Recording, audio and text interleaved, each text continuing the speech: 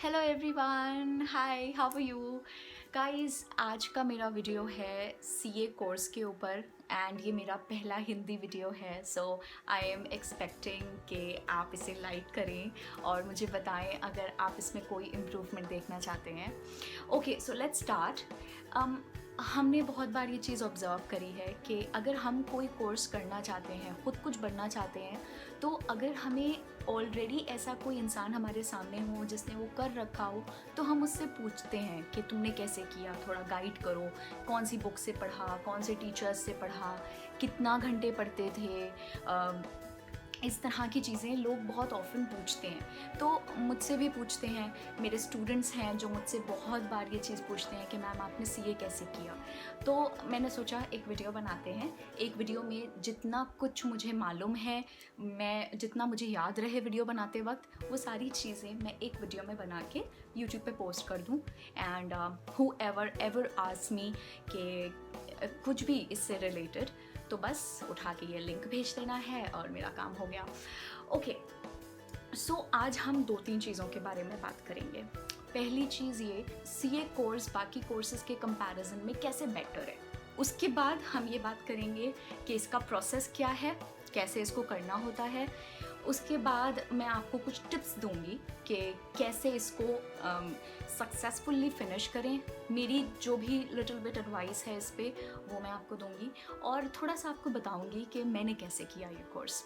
Okay, first of all, let's talk about how exactly this course is better in comparison to other courses that you may do or opt for. तो सबसे पहली बात, CA course की reputation बहुत अच्छी है।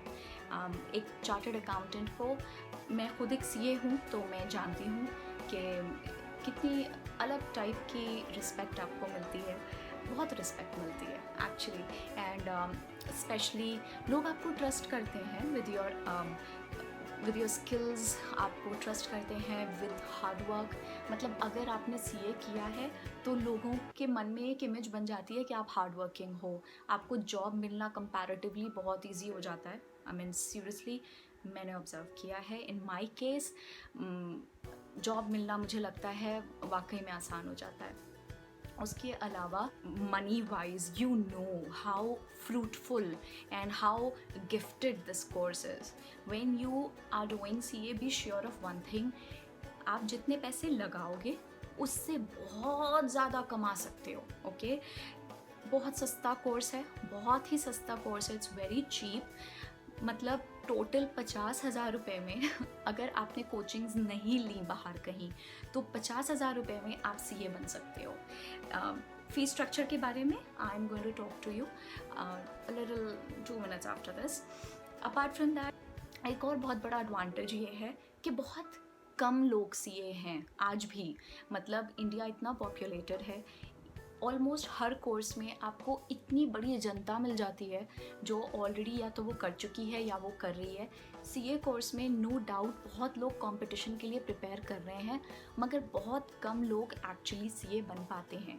तो अभी भी CAs as compare to the demand in the market for chartered accountant, supply अभी भी बहुत कम है और ये चीज़ें रेगुलेट करता है सीए इंस्टीट्यूट खुद से। Okay, so CA Institute always makes it sure the supply of number of CAs in the industry is less than the demand. Okay, so let me tell you a few figures. First of all, there are roughly 275,000 CAs as the member of the Institute of Chartered Accountants right now in 2018. So लगभग 3 लाख से भी कम CAs हैं जो कि actually members की तरह enrolled हैं। When I से मेंबर्स की तरह एनरोल्ड हैं, इसका मतलब ये है कि आपने सीए इंस्टीट्यूट का कोई लॉ ब्रेक नहीं किया है, आप मेंबर्स की लिस्ट में से रिमूव नहीं हुए हैं, और दूसरी बात ये कि आप टाइम से हर साल अपनी सीए इंस्टीट्यूट की फ़ीस भरते हैं। ओके, अगर कोई सीए इंस्टीट्यूट की फ़ीस नहीं भरता हर साल, तो जिस साल भी आप फीस नहीं भरते हैं, आपका नाम इंस्टीट्यूट रजिस्टर से हटा देता है। आप नाम को रिस्टोर करा सकते हैं फ़ीस भर के, along with the penalty and what ever. थोड़ा बहुत एक फॉर्म 9 होता है जिसे भरना होता है जब आपको अपना नाम रिस्टोर कराना हो सीए इंस्टीट्यूट के मेंबर्स के रजिस्टर में। Okay, so getting to the fees part of the course, it's a very cheap course available in India. आपके 3 लेवल्स में ये एग्ज़ाम्स डिवाइडेड हैं। फर्स्ट इज़ योर CPT, ठीक है, जिसे कॉमन प्रोफिशिएंसी टेस्ट कहते हैं। Next is your IPCC, okay, that is the second level which is equivalent to CA intermediate, and last is your CA final, okay। तीनों exams के बीच में कुछ कुछ टाइम का ड्यूरेशन होता है और कुछ लिमिट होती है, आप एक साथ तीनों एग्ज़ाम नहीं दे सकते। जब आप CPT देते हैं उसके बाद आपको कुछ महीने का रिक्वायरमेंट है, उसके बाद ही आप CA इंटरमीडिएट का एग्ज़ाम में अपीयर हो सकते हैं, जिसको IPCC भी कहा जाता है। So let me talk about the fee structure now. Fee structure CPT के लिए it's so reasonable, it's only 9800 rupees as of now, and 9800 rupees आप रजिस्ट्रेशन के टाइम पे देते हो। आपको बुक्स मिलती हैं इंस्टीट्यूट की तरफ से, एंड इन माई केस मैंने उन्हीं किताबों से पढ़ाई करी थी और पहले अटैम्प्ट में CPT क्लियर कर लिया था। CA इंटरमीडिएट की फ़ीस है, अगर आप रजिस्ट्रेशन के टाइम पे अगर दोनों ग्रुप्स के लिए ऑप्ट करते हो 18,000 रुपये, और सिंगल ग्रुप के लिए दैट इज़ ओनली ग्रुप 1 और ओनली ग्रुप 2 तो 13,000 रुपये आपको देने होते हैं, और फिर वो वाला ग्रुप क्लियर करके आपको दूसरे ग्रुप के लिए फिर से एनरोल कराना होता है, okay. Last is your CA final. CA final में आपको 22,000 रुपये की फ़ीस भरनी होती है, जिसमें हर लेवल के रजिस्ट्रेशन के टाइम पे आपको उस लेवल की बुक CA इंस्टीट्यूट प्रोवाइड करता है, ओके। ऑलराइट, तो ये तो हो गई फ़ीस के बारे में बात। अब बात करते हैं कि एग्जैक्टली प्रोसेस क्या है। सिंपल सा प्रोसेस है, कुछ ज़्यादा टीडियस नहीं है इसमें। अगर आप एक ग्रेजुएट हो तो आपको CPT नहीं देना है, ओके। मगर अगर आपने BCom किया हुआ है तब तो 55% नंबर, 55% का एग्रीगेट आपका BCom में होना कंपल्सरी है in order to appear for a CA exam, okay. और अगर आपने BCom नहीं किया है, आप एक BSc या BA के स्टूडेंट रहे हो, या कोई भी आपने अलग टाइप की बैचलर्स डिग्री हासिल करी है, तो आपको 60% मिनिमम एग्रीगेट चाहिए है। I know it's not very easy, and this is kind of a filter that institute has applied. Not anyone and everyone is welcome. This is what they are trying to tell you over here.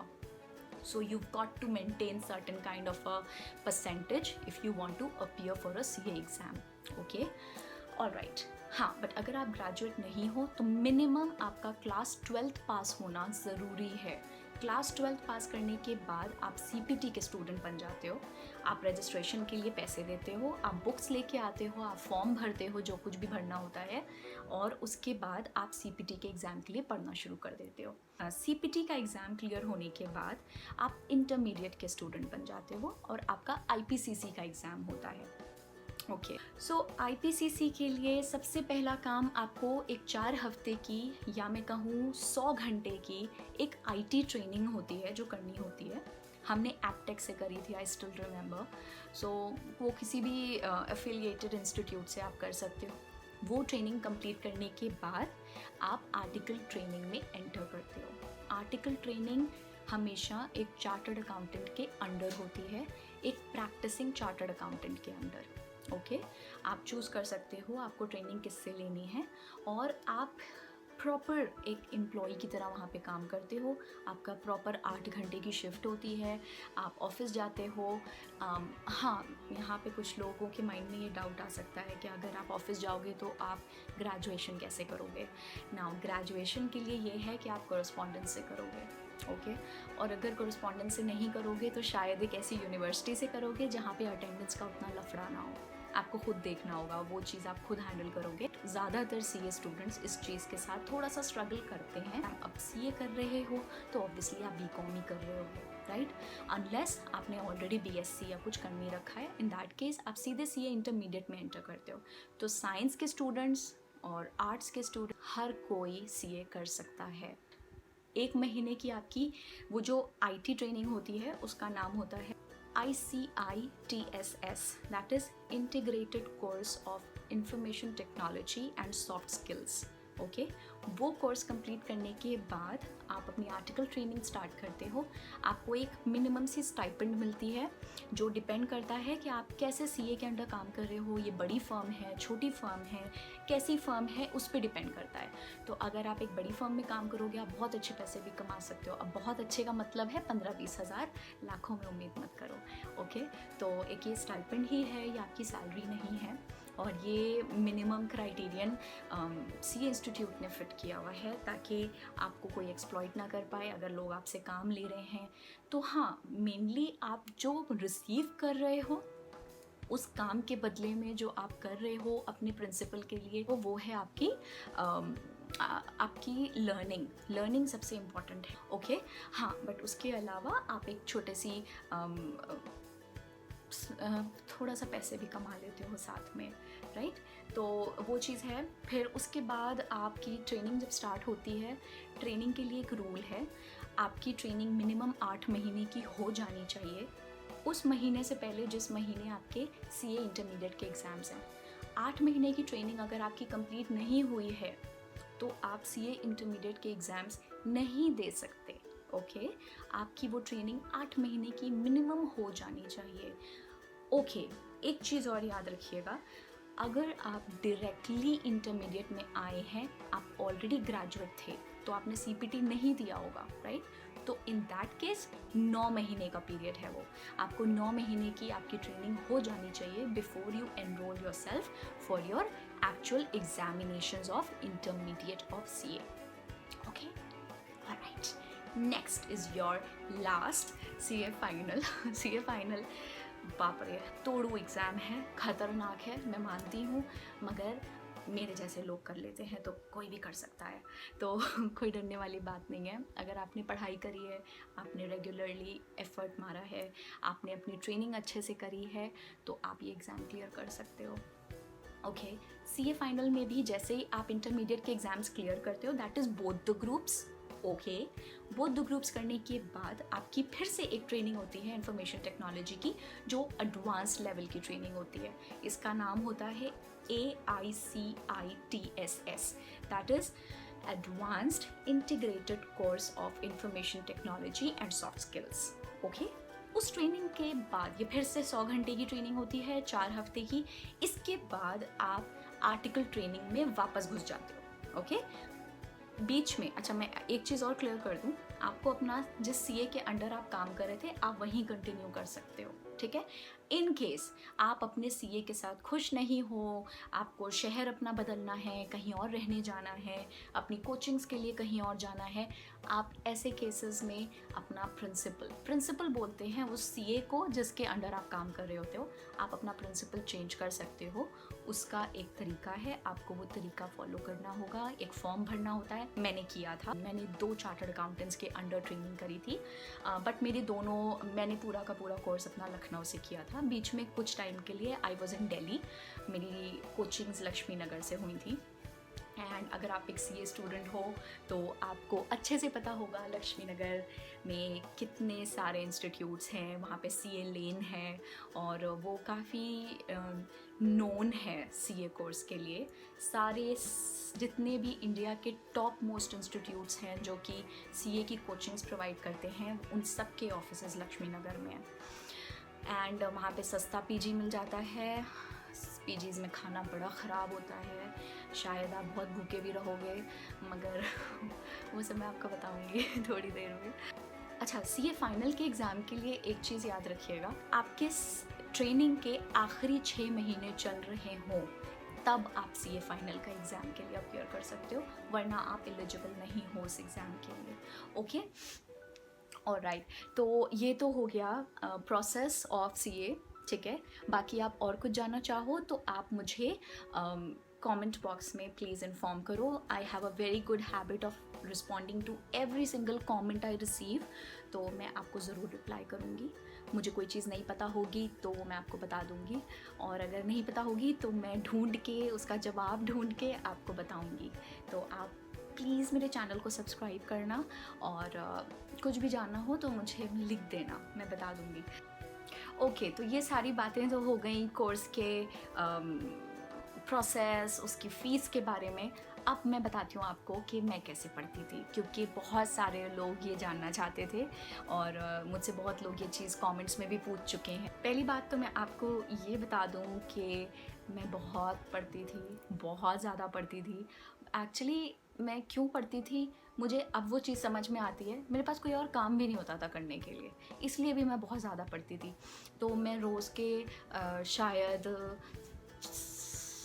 मतलब effectively वैसे तो मैं पूरे दिन किताबों के साथ बैठी रहती थी, सुबह उठने से लेके रात तक, और फिर रात में किताबों के ऊपर ही सो जाती थी। तो वो तो था ही था। उसके अलावा अगर मैं इफ़ेक्टिवली बात करूँ कि कितने घंटे की पढ़ाई मेरी एक्चुअली दिन में हो पाती थी, तो वो शायद रहा होगा कुछ फिगर 6 से 7 घंटे मिनिमम। एंड मैं पार्टीज़ भी कई बार स्किप करती थी और घर का खाना खाती थी, बड़ी सादी सी ज़िंदगी जीती थी। तो ये सब मैं करती थी। आपको ये सब करने की कोई ज़रूरत नहीं है। एक सीए स्टूडेंट एक बहुत हैपनिंग लाइफ जी सकता है और साथ में सीए भी कर सकता है। ये तो मेरे बारे में हो गया।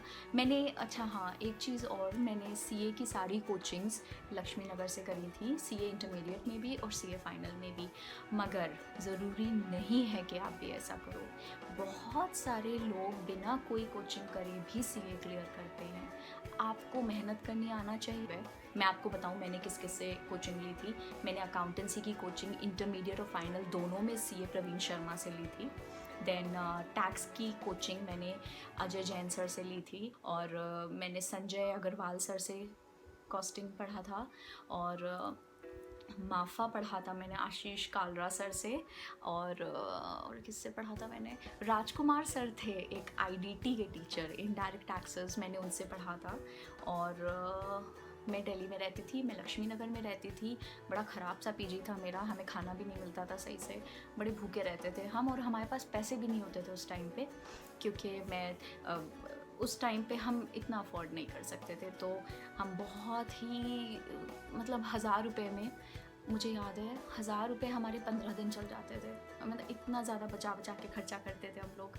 और हाँ, बसेस में ट्रैवल करते थे। ऑटो करना तो प्रिविलेज होती थी, बाय गॉड, पैसे ही नहीं होते थे कभी, ऑटो कौन अफोर्ड करे। फिर उसके अलावा बस यही सब था। हाँ, मगर हम पढ़ते अच्छा थे, और हम 3-4 दोस्त थे। We were 3 girls, me, then there was Mehak, and there was one more friend Sakshi. We 3 used to live together, and then there were some boys also जो उनका पीजी अलग था, और वो हमारे साथ ट्रैवल करते थे। तो हम लखनऊ से तकरीबन 10 लोग आए थे साथ में कोचिंग्स करने के लिए। हमने सारे सेम टीचर्स से पढ़ाई करी थी, हम साथ में बैठते थे 10 लोग ग्रुप में। हमें, मुझे याद है आज भी कि सर लोग हमको इस लखनऊ वाले के नाम से रेफ़र करते थे, तो पूरा बैच हमें जानता था। ये जो बड़े बड़े टीचर्स हैं, जितने भी मतलब बड़े बड़े नाम हैं इस इंडस्ट्री में, इनका एक एक क्लास में 500 स्टूडेंट्स होते हैं। So there are 500 students who study together. There, and the classes happen in auditoriums, like Ghalib Auditorium. Then there is Ghalib Auditorium is near ITO. Then you have PLB. PLB is Pyarelal Bhavan. That is again at ITO. Then you have there was one institute at Karol Bagh. और बड़ा सही था यार, बड़ा मज़ा आता था। तो वो भी बड़ी मतलब कॉलेज लाइफ तो मैंने नहीं जी है, बट ये पूरा जो मेरा एक्सपीरियंस है, सीए करने वाला जो एक्सपीरियंस है, ये बड़ा अच्छा रहा है, और बहुत इन्जॉय किया उस पीरियड को। Now let me talk about the tips that I want to give you if you want to do CA. very very very important tips. First of all, if you are doing CA, you cannot afford not to study. So आपको पढ़ना पड़ेगा, okay? आपको अच्छी किताबें और अच्छे notes पास नहीं करा सकते, आपको मेहनत करनी पड़ेगी। आप किताबें भले कोई भी यूज़ करो, मगर अगर आपने मेहनत करी है तो आप पास हो गए, ठीक है? मगर हाँ, अच्छी आदत है अगर आप ढंग की किताबें अरेंज कर लो। ये जो बड़े बड़े नाम हैं इंडस्ट्री के, इनकी किताबें भी होती हैं, उन बुक्स से बहुत बच्चे पढ़ाई करते हैं। आप उनके बारे में थोड़ा सा भी अगर गूगल सर्च करोगे आपको मिल जाएगा, तो आप वो बुक्स ख़रीदो, आप वो वाली बुक्स से पढ़ाई करो। और उनके नोट्स भी पब्लिश होते हैं, आप उनके नोट्स परचेज़ कर सकते हो। आपको क्लास लेने की उतनी ज़रूरत भी नहीं पड़ेगी शायद, बट अगर क्लास ले लो तो वो भी अपने आप में एक बहुत अच्छा एक्सपीरियंस होता है। एग्ज़ाम से 3 महीने पहले तो बहुत सीरियस होना पड़ेगा, चाहे इंटरमीडिएट हो चाहे सीए फाइनल हो। आप ये याद रखना, आप एक ऐसे एग्ज़ाम के लिए कम्पीट कर रहे हो जो ऑलरेडी काफ़ी पॉपुलर है टफ़ होने के लिए। So it's not a very easy exam to crack and ये पासिंग परसेंटेज कम होती है। पासिंग परसेंटेज 3%, सीए फाइनल की बात करें, 3% से लेके 20% तक वेरी करती है। तो किस साल किस तरह का रिक्वायरमेंट है इंडस्ट्री को, उस हिसाब से ये इंस्टीट्यूट सीएस बनाता है। कोई फिक्स नहीं है कि परसेंटेज कैसी जाएगी। कभी कभी बहुत कम बच्चे पास होते हैं और कभी कभी ठीक ठीक पास हो जाते हैं, मगर ठीक ठीक भी पास होते हैं तब भी 4/5 ऑफ द स्टूडेंट्स फेल। तो आपको पता है आप किसके लिए कम्पीट कर रहे हो। अब मैं आपको पर्सनली बताती हूँ मैंने सीए कैसे किया है।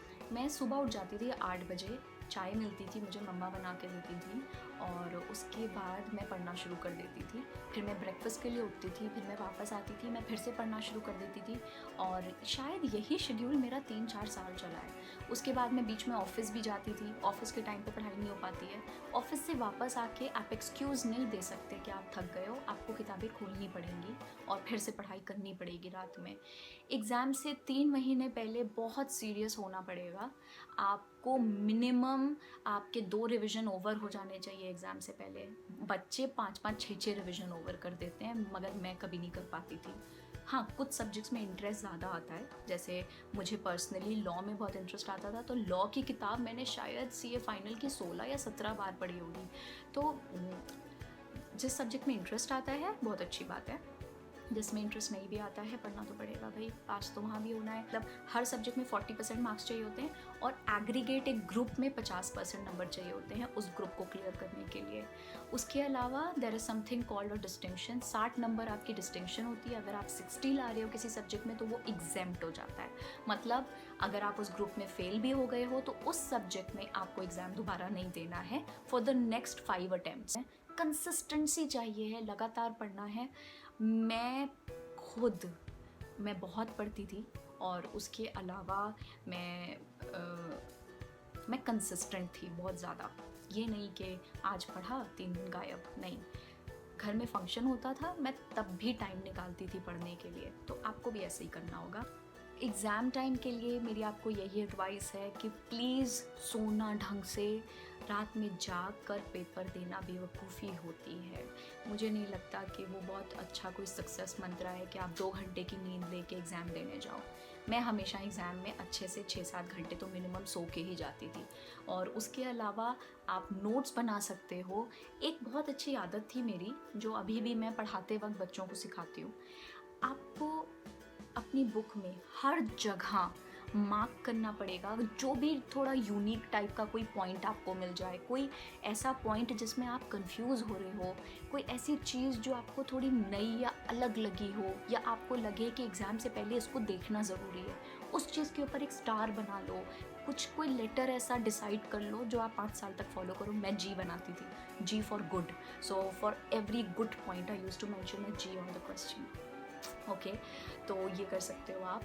उसके तो एग्ज़ाम टाइम में ना बहुत इजी हो जाता है, क्योंकि किताबें बहुत ज़्यादा होती हैं, पढ़ना बहुत ज़्यादा होता है, और टाइम बिल्कुल नहीं होता है, तो टाइम की कमी बहुत ज़्यादा होती है। तो ऐसे में आपके लिए अच्छा रहता है अगर आपके पास नोट्स हो एग्ज़ाम से पहले, आपको कौन सी चीज़ें मैंडेटरीली ज़रूर से पढ़नी है। ओके, बाकी हाँ, मैं खाती पीती ढंग से थी, तो खाना पीना मत छोड़ना, एग्ज़ाम्स में ढंग से खाओ, कमज़ोर मत हो, खाते रहो, साथ में पढ़ते रहो। एक बहुत ज़रूरी चीज़ जो मैं मेंशन करना चाहूँगी before I end the video, यार phone is a very big killer. Please decide on your priorities, don't waste your time, don't waste your parents time, क्योंकि आप सीए कर रहे होते हो, आपके पेरेंट्स आपसे होप लगा के बैठे होते हैं। अगर आपने पढ़ते के बीच में एक नज़र भी अपने फ़ोन पे मारी, फिर दोबारा जब आप पढ़ना शुरू करते हो ना, 15 मिनट दोबारा कंसंट्रेशन लाने में लग जाते हैं। तो कोशिश ये करो कि आपको बीच में आपकी नज़र इधर उधर ना जाए। डिसाइड करके बैठा करो, मैं ऐसे करती थी, डिसाइड करके बैठो मैं भी पढ़ रही हूँ तो मैं अगले 1 घंटे फ़ोन नहीं छूँगी। 1 घंटे के बाद फ़ोन छो, चेक कर लो जो करना है, थोड़ा बहुत गूगल कर लिया, कुछ फेसबुक देखना है देख लिया, और उसके बाद आप दोबारा से 1 डेढ़ घंटे के लिए फ़ोन अलग रख दो, ठीक है। फ़ोन बहुत बड़ा मुसीबत है आज की दुनिया में। तो हमारे टाइम पे फ़ोन का इतना पंगा नहीं था, मेरे पास तो शायद फ़ोन भी नहीं था ग्रेजुएशन 2nd ईयर तक। तो this was it from my and. अगर आपको वीडियो अच्छा लगा हो तो आप मेरे चैनल को सब्सक्राइब करो प्लीज़, और मुझे बताओ कि आप और क्या देखना चाहते हो।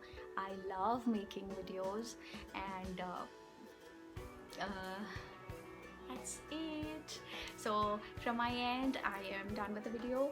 मैंने आपको सब कुछ बता दिया जो कुछ भी मुझे याद आ रहा था, और उसके अलावा अगर कुछ रह गया हो तो प्लीज़ मुझसे पूछो, मैं पक्का जवाब दे दूँगी। ओके।